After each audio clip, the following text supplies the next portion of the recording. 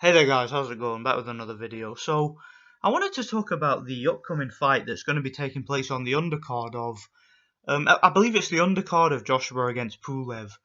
And Hughie Fury is going to be taking on Mariusz Wach. Now, a lot of people seem to be under the illusion that this is going to be a terrible fight and that it's pretty much a formality. I mean, it's clear how this fight is supposed to go. This is supposed to be a pretty easy, one-sided decision victory for Hughie Fury. You know, a lot of people see this as just a durable opponent that will take him rounds and that it'll be just a comfortable points win for Fury. I gotta be honest, guys, I actually felt like making a video about this fight because, if I'm being perfectly honest, this fight actually really intrigues me. And I don't think that this fight is going to be as easy as some people expect. Now, Hughie Fury, like I said, he's expected to win the fight. Okay, he's the guy who is, he's the guy who's there with an opponent that's supposed to give him rounds, if you know what I mean. Like that's what the whole reason why they selected Mariusz Wach for the fight is. You know, they selected Mariusz Wach because they know Mariusz Wach has a proven track record of going the distance. You know, the guy's got an incredible chin. He's very durable. He's a big guy who knows how to survive too, and he has a good track record of giving a good account of himself in regards to durability, and he's also got a lot of heart too. You know, he's a guy who went 12 rounds with Vladimir Klitschko and took a tremendous beating, but never gave up. You know, never lost heart. He showed a tremendous chin and will to win in that fight. And the same thing when he fought Povetkin. You know, he fought Povetkin right the way to the end and never gave up. Just a very durable and really tough, solid opponent for any young guy who you're wanting to challenge them against. You know, he's a guy who is going to give them rounds. Hughie Fury, of course, at this point in his career has his stock is basically at an all-time low. His most recent performances have been flat out awful, if I'm being honest. Now you guys know that if you followed my channel, I've never been a big fan of Hughie Fury personally. I've never liked his fighting style. I find him to be an incredibly exploitative and just an incredibly tedious fighter, if I'm being honest, just in terms of his style. He's a guy who doesn't really have much fighting spirit. You know, he's a guy who's very naturally talented. You know, he's quick. He's also very durable, shown a good chin defensively, and he's very defensively aware. He's got good survival instincts. He knows how to get through rounds and knows how to spoil and mess his opponents around. But in terms of entertainment value and overall just fighting spirit, I've never been impressed with Hughie Fury, and I've never really liked him as a fighter. Nothing against him as a person, just never really liked him as a fighter. And I gotta be honest, man, there's something about this fight. I've got a feeling about this fight. I think this is going to be an incredibly difficult fight for Hughie Fury. And although he's expected to win, and he's expected to win pretty easily, I've got a feeling that this is going to turn out to be a fight where I think this is going to be similar in many ways to the Sam Peter fight.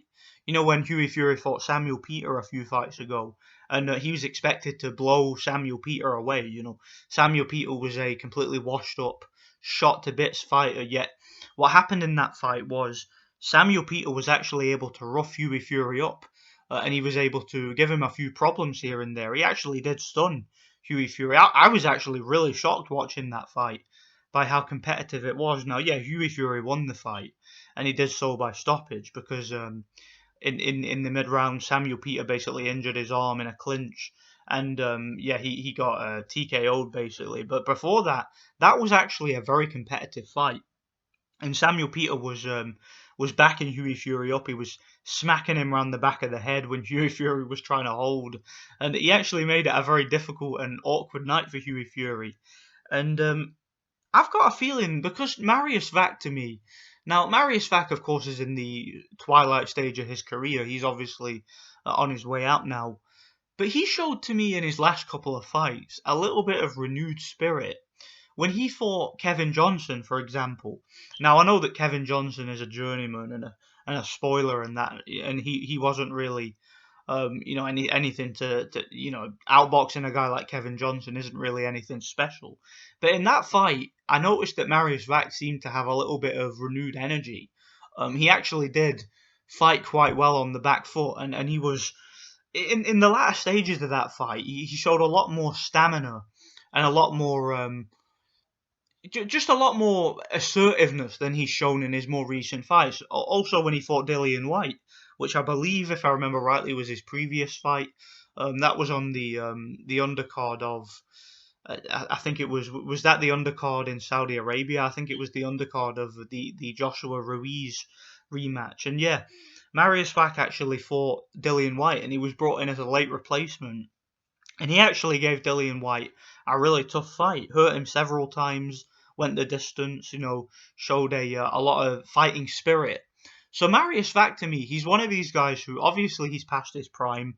Obviously, he's a guy who was never that talented. He was just a big guy who was very durable.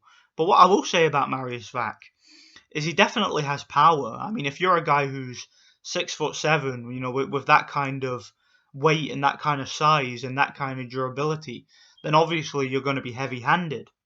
And he has had some impressive knockouts. For example, early in his career, he had a devastating knockout win over Christian Hammer. So he definitely can punch. And I've got a feeling with this fight that even if Hughie Fury is winning the rounds and outboxing Mariusz Wach, I think Mariusz Wach has the size and the power to make this a really interesting fight. I think Hughie Fury is going to get hurt in this fight. I think he's going to get caught from time to time, and I wouldn't be surprised if he has to survive a real scare. Like, I wouldn't be surprised if we see Hughie Fury dropped for the first time in his career in this fight. Now, he wasn't dropped against Povetkin, and that was a fight that he got pretty much dominated in, and Povetkin handily outboxed and outworked Hughie Fury. But since that fight, to me, since the Povetkin fight, Hughie Fury, I've got a feeling, like I said, I know I keep repeating myself here, but I've got a feeling that he's going to have to exercise some demons from that fight, because in that fight, he really got put on, he got put in his shell from very early on, and he was in total survival mode, and he didn't really seem to have any real ambition to let his hands go and take the bull by the horns, if you know what I mean. Like, he was allowing Povetkin to just chug forward and throw some hooks and back him up and just outwork him and win the fight. And Hughie, to me, didn't really show any motivation in that fight. It was as if he had resigned himself to a loss from very early on.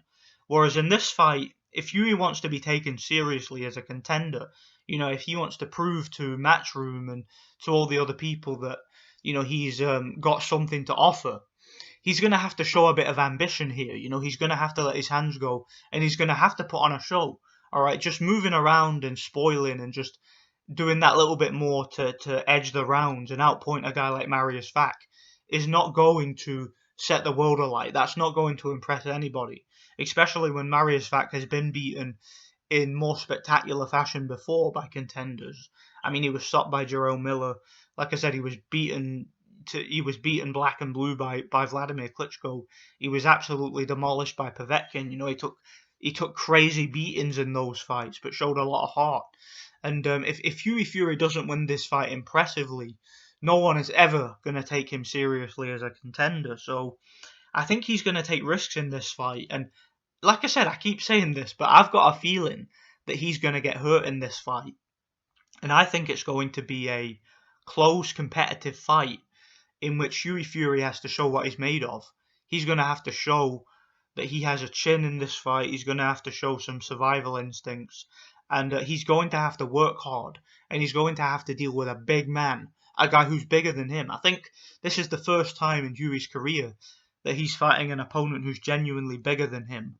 So that's going to be interesting, to see how he deals with the reach and the size and the power, as well as the durability of a big guy like Mariusz Wach. So I'm actually really interested in this fight, and I can't wait to see it, man.